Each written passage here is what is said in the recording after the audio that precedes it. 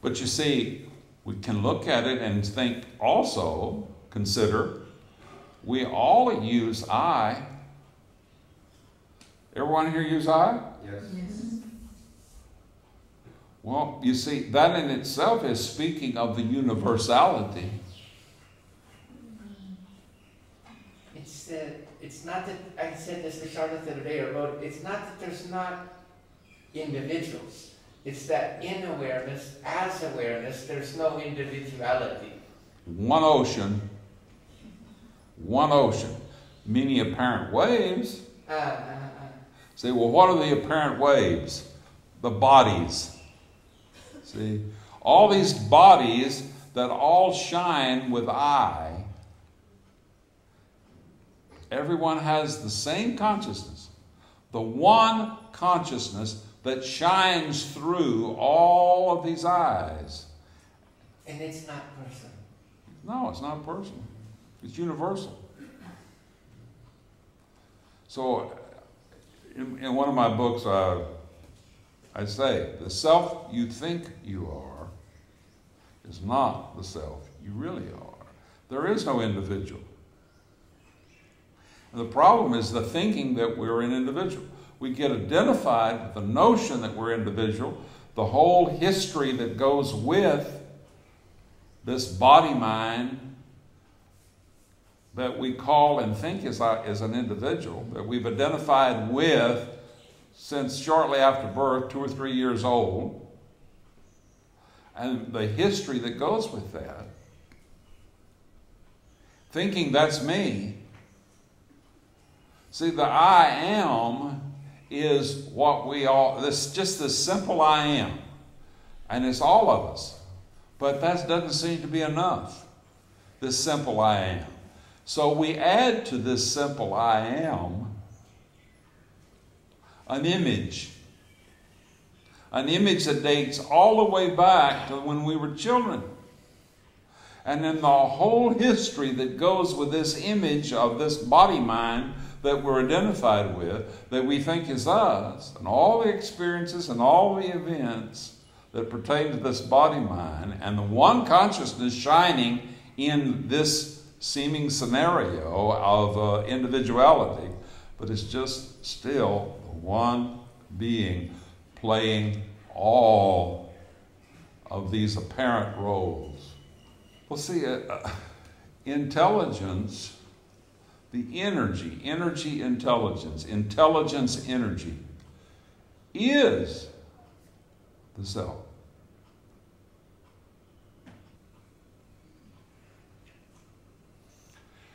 And this intelligence energy is pure knowing. There's no one there that knows. There's no one that knows that it knows. That's the mind that enters.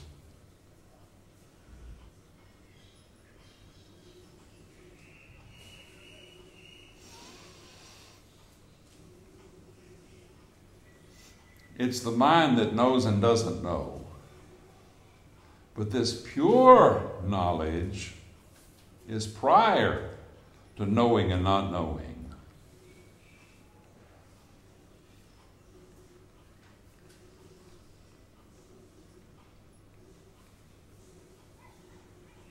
This pure knowledge does not, it's paradoxical. It doesn't know. It's knowledge itself. Are we all in on this?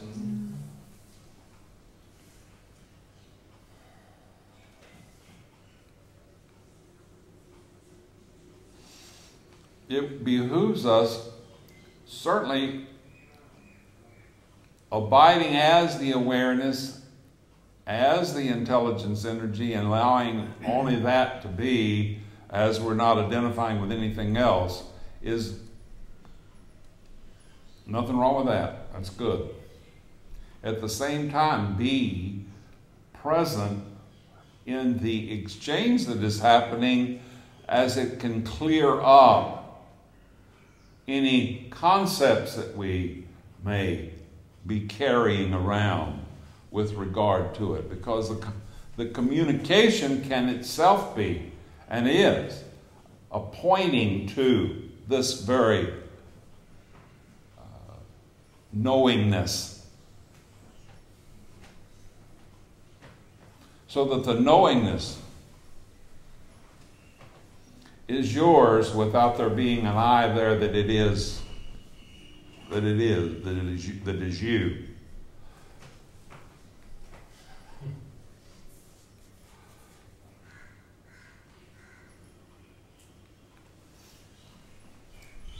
What is significant is for making it yours, meaning you can't make it yours, you recognize it as the awareness, as the knowledge, the knowing, as the being, as the truth. See? So like when the Master Jesus said, you will know the truth. See, in the knowing of this truth, in this knowing of the truth, there's freedom. There's freedom from false or wrong identification. And this wrong or false identification is itself a problem. If we let go of this wrong or false identification, which is what? It's just this individual sense of I, this believed scenario, this believed role that we're identified with and think is me, with this history that we really believe is me, with all the dynamics that goes with the okay and not okay, the self-image that is included in all of that. When we let go of all of that, all of this identification with who we think we are, and recognize that that's not the self we actually are, then there's liberation. Until then, there's no liberation.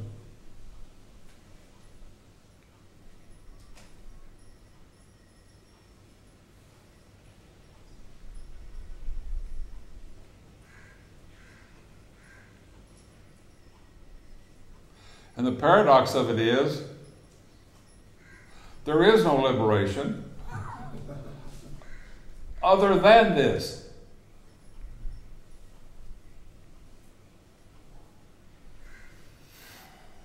Did we get that? See? Until we get this, there's no liberation. And when we get this, there's no liberation.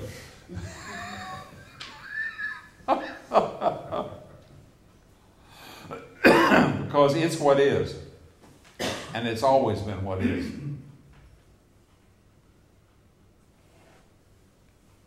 So this looking for liberation is nothing more than the letting go of what we're not,